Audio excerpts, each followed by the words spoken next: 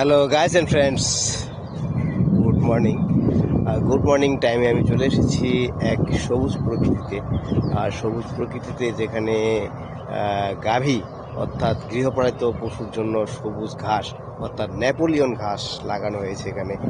আর Napoleon ঘাসগুলো দেখতে পাচ্ছি অনেক সুন্দর, অনেক সুন্দর নেপোলিয়ন ঘাস। এটা আপনারা কম বেশি সবাই চিনেন যারা সাধারণত গরু পালিত করে থাকে, গৃহপালিত গরু পালিত করে থাকে, তারা এই ঘাস লাগিয়ে থাকে না। এবং এটা ঘাস খাওয়াইলে গরু প্রচুর পরিমাণে মোটা হয়, মোটা তাজা হয়। এবং এবং নেপোলিয়ন ঘাস গরু ছাগল পালন করা হয়, বিশেষ করে গরু মোটা তাজা করার জন্য এই নেপোলিয়ন ঘাস খুবই উপকারী এবং পুষ্টিকর জাতীয় গরুদের জন্য খুবই উপকারী একটি খাদ্য।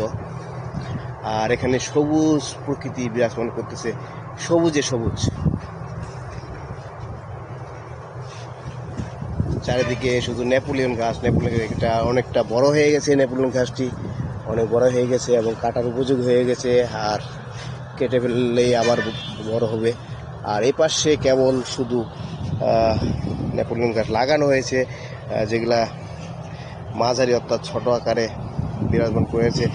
আর দুদিন আগে বৃষ্টি হয়েছিল, যার জন্য নেপোলিয়ন ঘাসগুলির যে সবুজ প্রকৃতি অনেকটা বেড়ে গেছে, সবুজে ভরে গেছে। বিশাল এই মাঠ জুড়ে নেপোলিয়ন ঘাস লাগানো হয়েছে গরু পালন করার জন্য।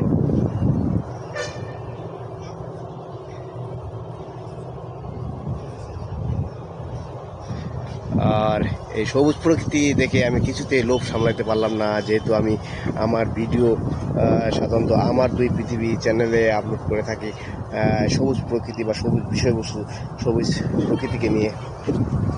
গাইস এন্ড ফ্রেন্ডস, এই হলো নেপোলিয়ন ঘাস, যেটা গরু মোটা তাজাকরণ দ্রুত এবং গরুর অত্যন্ত পুষ্টিকর খাদ্য। এই মোটা তাজাকরণ নেপোলিয়ন ঘাস আপনারা সবাই জানেন কম বেশি এবং সবাই চিনেন।